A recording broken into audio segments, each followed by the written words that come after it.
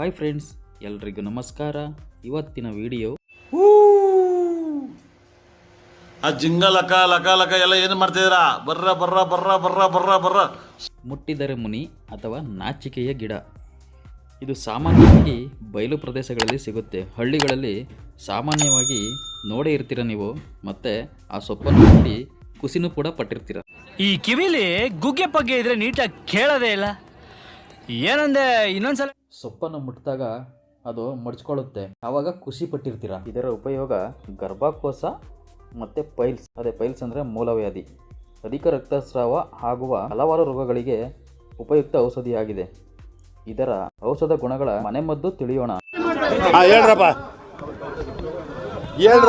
ಎಲೆಗಳನ್ನು ಜಜ್ಜಿ ರಸ ಮಾಡಿ ಬೆಳಿಗ್ಗೆ ಖಾಲಿ ಹೊಟ್ಟೆಯಲ್ಲಿ ಮತ್ತು ಸಂಜೆ ಖಾಲಿ ಹೊಟ್ಟೆಯಲ್ಲಿ ಸೇವಿಸುವುದರಿಂದ ರಕ್ತಸ್ರಾವ ಕಡಿಮೆ ಮಾಡಬಹುದು. ಇದರಲ್ಲಿ ಹಾರ್ಮೋನ್ಗಳನ್ನು ಬ್ಯಾಲೆನ್ಸ್ ಮಾಡುವ ವಿಶಿಷ್ಟ ಗುಣಗಳಿವೆ. ಮತ್ತೆ ಗಾಯಗಳಾದಾಗ ಇದನ್ನು ಜಜ್ಜಿ ಗಾಯಗಳಿಗೆ ಹಚ್ಚಿದರೆ ಗಾಯಗಳು ವಾಸಿಯಾಗುತ್ತವೆ. ಮಕ್ಕಳು ಆಟ ಆಡ್ತಾ ಇರ್ತವೆ, ಆವಾಗ ಕೊಯ್ಕೊಳ್ಳೋದು ಇಲ್ಲ ಬಿದ್ದು ಕಾಲುಗಳು ಪರ್ಚ್ಕೊಳ್ಳೋದು ಆ ಥರ ಆದರೆ ಆ ರಸವ ಹೀಗೆ ಹಾಕಿದ್ರೆ ಅದು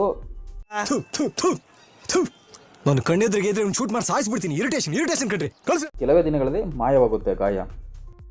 ಇದರಲ್ಲಿ ಆಂಟಿಸೆಪ್ಟಿಕ್ ಗುಣಗಳು ಕೂಡ ಇದೆ ಇದರಲ್ಲಿ. ಮತ್ತೆ ಮಕ್ಕಳಲ್ಲಿ ಜಂತು ಹುಳ ಇದ್ದರೆ ಇದನ್ನು ಅರೆದು ಖಾಲಿ ಹೊಟ್ಟೆಯಲ್ಲಿ ಕುಡಿಸಿದರೆ ಜಂತು ಹುಳಗಳನ್ನು ಕೂಡ ನಿವಾರಣೆಯಾಗುತ್ತದೆ. ಮೂಲವ್ಯಾಧಿ ಅಂದರೆ ಪೈಲ್ಸ್.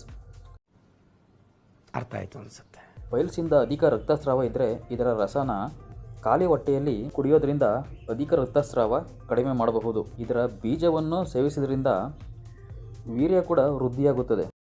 ಮತ್ತು ಮೂಳೆ ಮುರಿತ ಮತ್ತು ಮೂಳೆ ಬಲಪಡಿಸುವುದಕ್ಕಾಗಿ ಇದನ್ನು ತುಂಬ ಉಪಯೋಗ ಆಗುತ್ತೆ. ಇದರಲ್ಲಿ ಹಲವಾರು ಔಷಧಿ ಗುಣಗಳಿವೆ. ಇದರ ಔಷಧಿ ಗುಣಗಳಿಂದ ಮುಟ್ಟಿದರೆ ಮುನಿ ಗಿಡದಿಂದ ಮನುಷ್ಯನಿಗೆ ಹಲವಾರು ಕಾಯಿಲೆಗಳಿಗೆ ಇದು ರಾಮಬಾಣವಾಗಿದೆ. ಈ ವಿಡಿಯೋ ನಿಮಗೆ ಇಷ್ಟ ಆಗಿದ್ರೆ ಲೈಕ್ ಮಾಡಿ, ಕಮೆಂಟ್ ಮಾಡಿ, ಸಬ್ಸ್ಕ್ರೈಬ್ ಕೂಡ ಮಾಡಿ. ಮತ್ತೆ ಸಿಗೋಣ. ಎಲ್ಲರಿಗೂ ಧನ್ಯವಾದ. ಅಷ್ಟೇ.